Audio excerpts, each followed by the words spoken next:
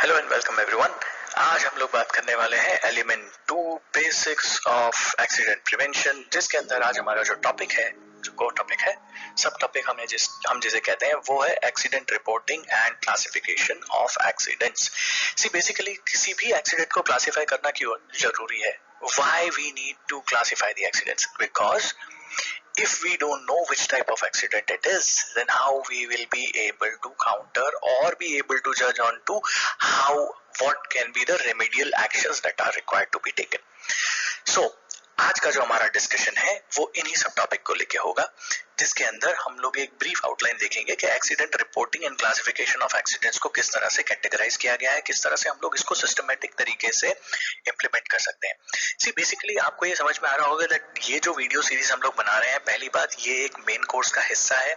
मैं आपको इसके उस कोर्स के छोटे छोटे क्रक्स जो है वो यहाँ पे डालता हूँ।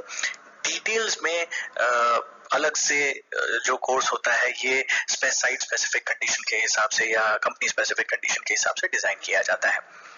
Now coming to the point and the topic, these points are basically developed for a specific industry and it can be developed for individual industry. Now this is a part and parcel of the entire course, and now what I'm putting here are very fine and crisp elements and the discussions that are related to the topics and the subject matter. So primarily the course module itself focuses on what kind of general information you can have, what kind of general idea you can have. So these systems that we are discussing now and the systems that we are seeing are basically nothing but are just a brief outline of how to develop the entire safety culture, or how to do the data collection activity, what are the data collections that are important, and what are the important factors of basics and the accident prevention. So this is basically our discussion today, and we will be further taking it to a next level today. And let's see what is there in the bucket today. Pehla topic, principal factors related to interconnection of accidents are. The principal factors related to interconnection of accidents are: first, agency; second, unsafe mechanical and physical condition; third, unsafe act; unsafe personal factor; fifth, type of accident; sixth, nature of injury; and seventh, location of injury. Now why these principal factors? See, accident reporting and classification of accidents are being classified into these categorical columns. First is agency, unsafe mechanical and physical condition. So that is unsafe condition, unsafe act. Then unsafe personal factor, type of accident, nature of injury, and location of injuries. So these are the core elements of things that we are going to cover today. लेकिन यहाँ पे ये जो हम लोगों ने जो principal factors देखे हैं वो फैक्टर्स किस तरह से देखे हैं, जैसे एक्सीडेंट हो, एजेंसी हो गया, अनसेफ मैकेनिकल या अनसेफ कंडीशन हो गई, अनसेफ एक्ट हो गया, पर्सनल फैक्टर हो गया, टाइप ऑफ एक्सीडेंट हो गया, नेचर ऑफ इंजरी हो गई, लोकेशन ऑफ इंजरी हो गई। ये सारी चीजें कुल अनुमान मिला के मिलजुल के बनता है प्रिंसिपल फैक्टर्स, जो कि इंटरकनेक्टेड है। ये हर चीज एक दूसरे से इंटरकनेक्टेड है, तो आप किसी भी एक इंडिविजुअल कि भाई इसी वजह से हुआ है ऐसा नहीं बोल सकते। So basically जब हम लोग फैक्टर्स डिस्कस करते हैं या किसी भी टाइप के एक्सीडेंट्स के बारे में बात करते हैं, तो वो एक्सीडेंट के टाइप्स जो है उसकी इंटरडिपेंडेंसी कितने परसेंट थी, कौन सा ज्यादा था, कौन सा कम था, इस तरह से हम लोग उसके एक फाइनल कंक्लूजन पे आते हैं, जिसके अंदर हम लोग कैजुअल फैक्टर्स आइडेंटिफाई करते हैं। सो ये तो जस्ट एक बेसिक था। अब इसके साथ साथ में अगर आपको इसको डिटेल में समझना है तो इसके अंदर हम लोग क्या क्या चीजें कैलकुलेट करते हैं वो मैं आपको बताता हूँ। See basically use of rates. किसी भी आप एजेंसी को अगर आप इवेल्युएट करें तो आप क्या करेंगे, एजेंसी को रेटिंग देंगे। एजेंसी को रेटिंग किस पैरामीटर्स पे दी जाती है कि वो काम कैसे करते हैं, उनका हाउस कीपिंग कंडीशन कैसा है, उनका इक्विपमेंट कैसा है, उनके लोगों की कॉम्पिटेंसी कैसी है, इस तरह से। So these all form a prime base of data collection. ये एक सिस्टम का फॉर्म होता है, एक सिस्टम बनता है जिसके अंदर डेटा कलेक्ट हो रहा है, जो कि आपको एक फर्दर एनालिसिस रिफ्लेक्ट कर सकता है, ताकि आप इसको कंटिन्यूअस डेवलपमेंट या जिससे बोलते हैं ना कि सस्टेनेबल डेवलपमेंट पे लेके जा सकते हैं। Correct. Now coming to like what you will analyze about the agency, right? See, why I'm explaining this. First I am explaining it in Hindi and then I'm telling you in English, because this becomes a blend that how everybody should understand. So that's why I'm taking in both the languages, and I'm making just one video for both of you, because I cannot keep posting two different videos for two different things, although I'm explaining the same thing. So basically, when we talk of agency, so what we cover in agency is that how we will be assessing an agency.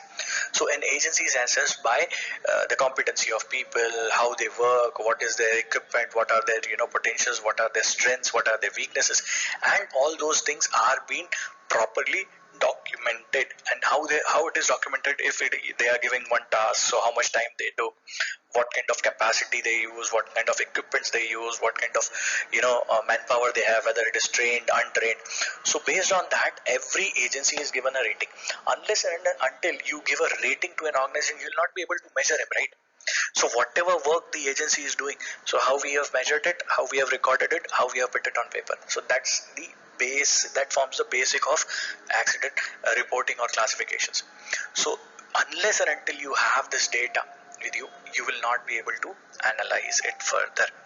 Then coming to the methods of computation or methods of computation. So what are the methods of computation? Methods of computation comes to now you see how these things are interlinked. So method of computation comes to the industrial injury and classification of industrial accidents. So the reference is IS 3786 1983, that is Industrial Accident and Classification of Industrial Accidents. This is basically method of computation of frequency rate and severity rate for industrial injury and classification of industrial accidents. IS 3786 के अंदर दिया गया है कि industrial accidents और उसका classification of industrial accidents किस तरह से किए गए हैं. इंडियन स्टैंडर्ड्स, the IS मतलब इंडियन स्टैंडर्ड का फर्स्ट रिवीजन जो है that came into institutions, Indian standard institution में आया 30th September 1983. After the draft was finalized, Industrial Safety Advisory Committee has been approved by the Executive Committee, correct? So एक advisory committee का formation हुआ. Now the standard was originally issued in 1966. The following objectives were the views of this. So basically method of computation of frequency rate, ये IS 3786 जो है ये 1986 में formalise हुआ. इसके कुछ मापदंड थे, कुछ पैरामीटर्स थे. मैं आपको सिर्फ उस पैरामीटर्स के एक ब्रीफ आउटलाइन दे देता हूँ या आपको एक हाईलाइट्स दे देता हूँ कि वो चीज क्या है. So सबसे पहले आता है to help in evaluating the relative need for taking accident prevention measure in different departments of an establishment. Correct? This is point number one.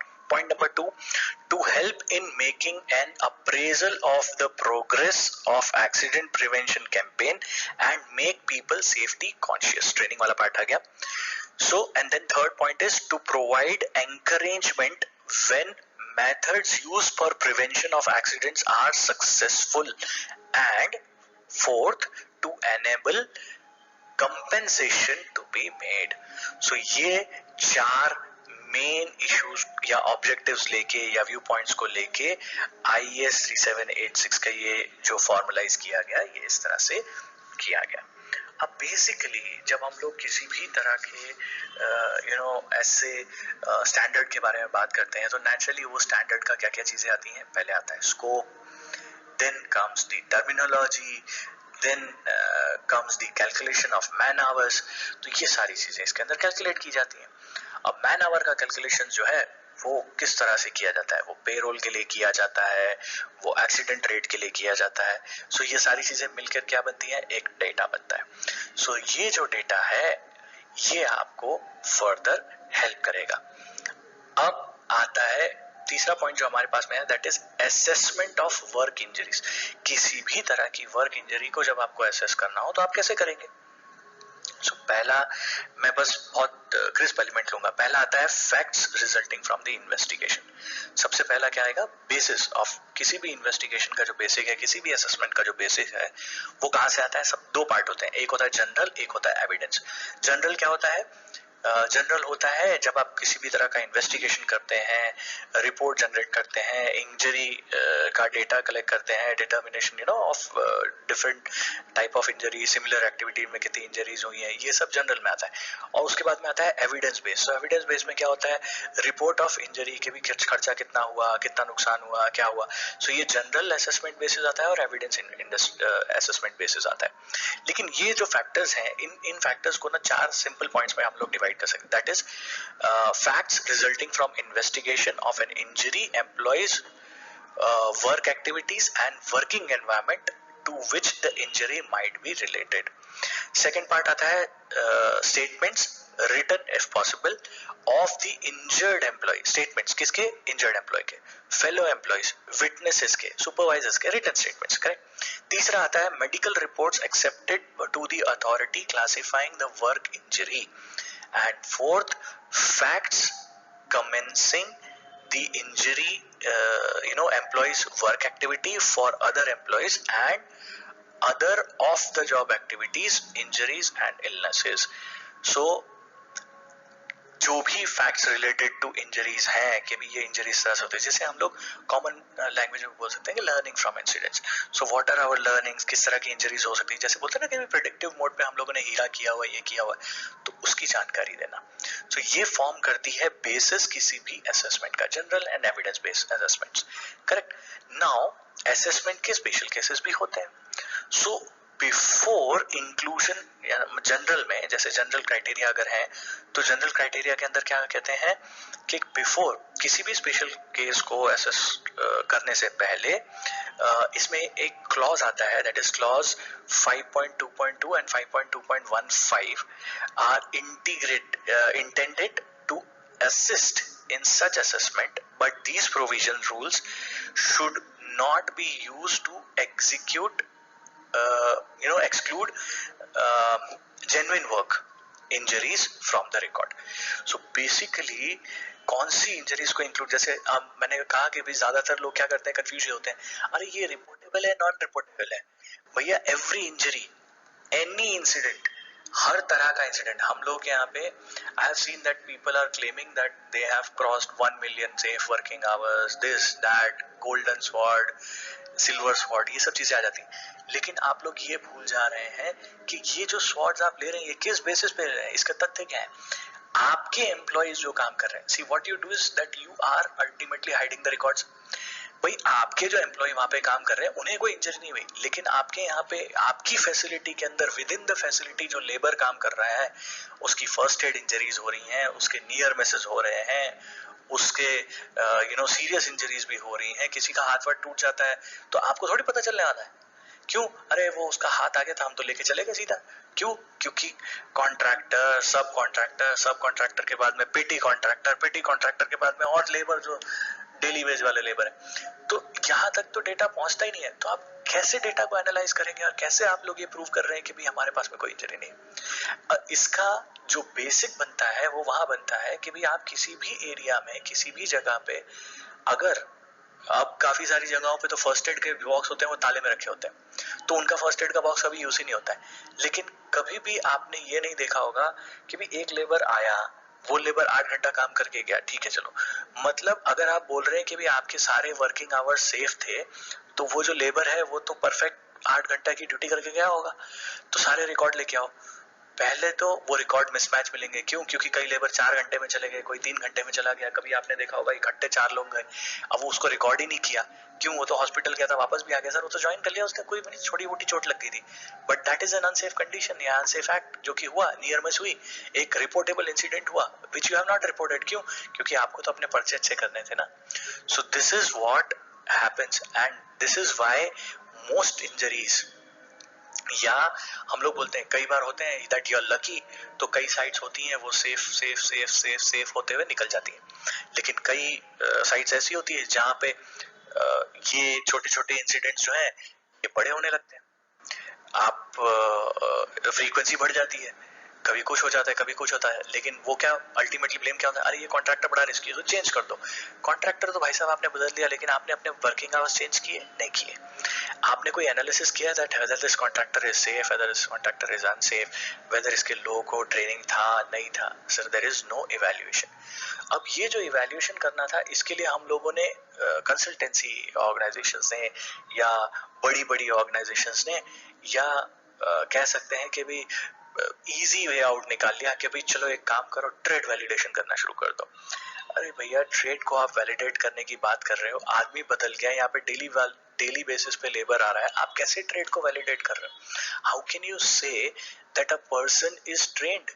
उस आदमी का ना आपने आपको एक्सपीरियंस पता है। अब एक्सपीरियंस से एक्सपीरियंस आदमी भी गलती तो कर सकता है। एट रिस्क बिहेवियर, आप क्या साइकोलॉजिकल एनालिसिस उनका कर रहे हैं कि भाई वेदर उसने काम कितने घंटे किया, क्यों किया, कितना टाइम पीरियड किया? तो जिसमें सही मायने में दिमाग लगाना चाहिए था, या जिसमें सही मायने में आपको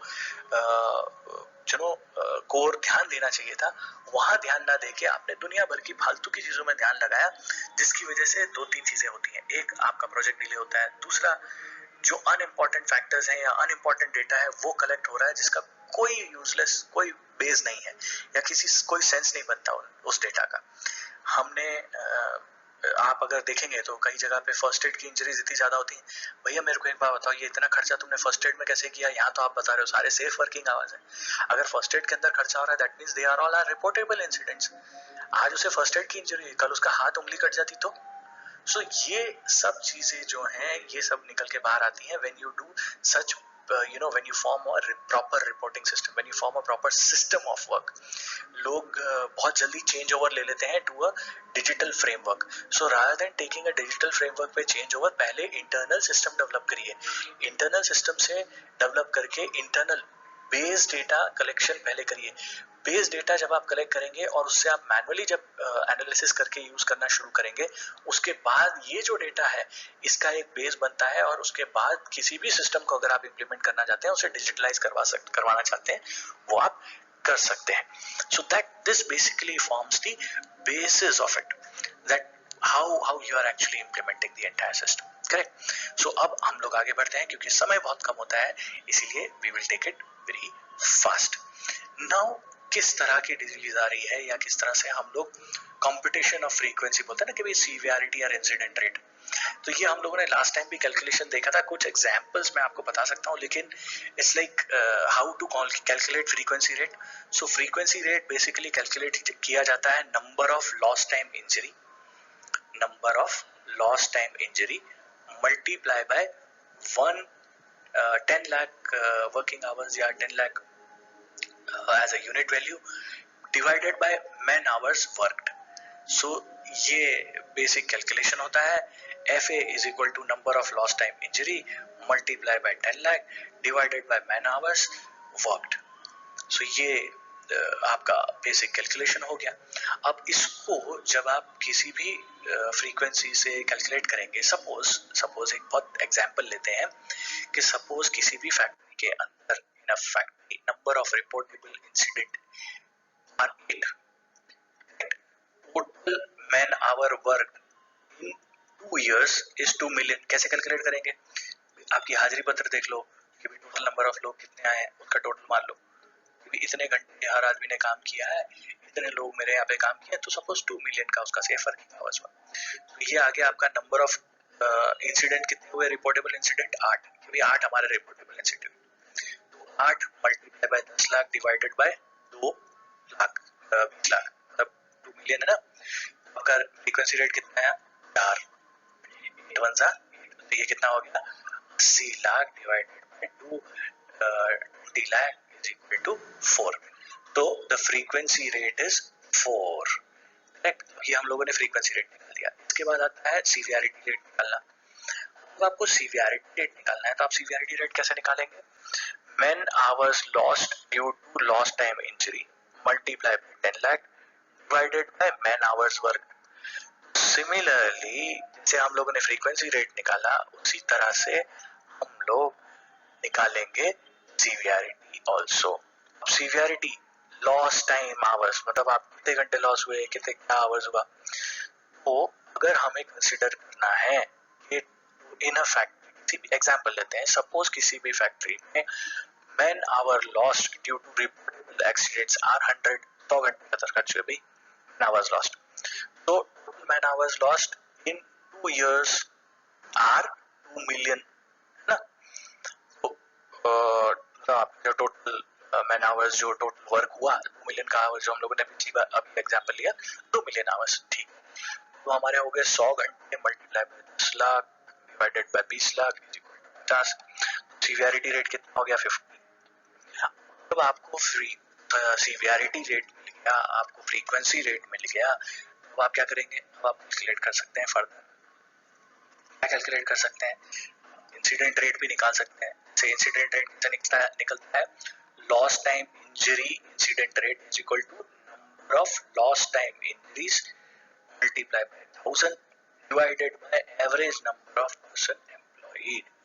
तो अगर सपोज अगर हम लोग ये इसको इस तरह से कैलकुलेट करते हैं, that reportable lost time injuries incident rate is equal to number of reportable lost time injuries multiply by 1000 divided by average number of person employed. ये डेटा आप स्टैटिस्टिकली निकाल सकते हैं। So there are many ways and means, किस तरह से हम लोग अलग अलग इंसिडेंट कैलकुलेशन है, फिर आपका सीवियरिटी कैलकुलेशन है, फ्रीक्वेंसी कैलकुलेशन है, ये सारे कैलकुलेशन हम लोग कर सकते हैं। इनसे होता क्या है, सो ये बेसिकली होता ये है कि इससे हम लोगों को मिलता है एक एनालिसिस करने के लिए डेटा। ये जो डेटा है ये हमें और फर्दर काम आ सकता है, सो इसलिए हम लोग ये डेटा निकालते हैं। ये डेटा निकालने का कोर पर्पस क्या होता है, कोर पर्पस हमारा होता है कि भी हमें ये तो पता चले कि लश्कर लड़ रहा है, should at least know where we are fighting and what we are fighting for. So who is at risk, who is having higher risk of किसकी टीम के साथ में ज्यादा एक्सीडेंट्स हो रहे हैं, किसकी टीम के साथ में ज्यादा फर्स्ट एड इंजरीज हो रही है। अनलेस एंड अनटिल जब हम लोग मेजरिंग की बात करते हैं ना, मेजरिंग सेफ्टी परफॉर्मेंस, सो जब हम लोग किसी भी तरह के मेजर के बारे में बात करते हैं, सो ये जो मेजर है ये बेसिकली फॉर्म करता है बेसिक किसी भी एक साइट के ऊपर एक सिस्टम का। तो अब आपने डेटा क्या कौन सा कलेक्ट किया है, किसी भी तरह के डेटा को कलेक्ट करने से पहले आप लोग ये जरूर दिमाग लगाइए कि ये डेटा हम कलेक्ट क्यों कर रहे हैं, और ये डेटा जो हम कलेक्ट कर रहे हैं इससे हम डिराइव क्या करना चाहते हैं, इससे रिजल्ट क्या निकल के बाहर आएगा। Unless and until you know that what is the result, कि इससे हम लोग बाहर क्या निकालेंगे, एनालाइज कैसे करेंगे। क्योंकि क्या होता है, आपने डेटा तो कलेक्ट कर लिया, ये क्यों कलेक्ट कर रहे हैं पता नहीं सर, साहब ने बोला हमने तो कर दिया, हमने लिख दिया, लेकिन साहब ने जो बोला वो क्यों बोला, साहब को भी पता होना चाहिए कि ये डेटा अगर कलेक्ट किया है तो वो क्यों किया है, उसका बेसिक क्या है, उससे हमें फायदा क्या हो रहा है, हमने क्या कैलकुलेट किया फर्दर। और सिर्फ कैलकुलेट नहीं किया, हमने क्या प्रेडिक्टिव मोड पे गए, क्या हमने उस कैलकुलेशन को प्रैक्टिकल मॉडल में कन्वर्ट किया, इम्प्लीमेंटेबल मॉडल में कन्वर्ट किया। सो ये सारे कोर फैक्टर्स होते हैं जो कि फॉर्म करते हैं measuring safety performance and classification का। सो ओवरऑल आई थिंक आपको अभी तक वीडियो पसंद आया होगा। अगर अभी तक आपको वीडियो पसंद आया है तो लाइक का बटन दब गया होगा, अगर नहीं दबाया है तो आप लाइक का बटन दबाइए, सब्सक्राइब करिए, शेयर करिए and keep on writing as we will keep you posted on more videos. अब मैं कोई जस्टिफिकेशन नहीं देना चाहता हूँ, अगस्त मंथ के अंदर मैं मंडे आज पोस्ट कर रहा हूँ वीडियो, उसके पीछे कारण ये था, I had some family responsibilities which I had to take care, some professional activities that I have to take care, और अब वो इसे पूरी हो गई, इसलिए मैं दोबारा वीडियो अपलोड कर पा रहा हूँ। आई एम सॉरी हम थोड़ा लेट हो गए, लेकिन next time I will keep in mind कि मैं वीडियोस जो है पोस्ट करूँ। Thank you for your support. Keep liking and sharing. And if you have liked the video, keep subscribing us, keep sharing us for our motivation. Thank you so much.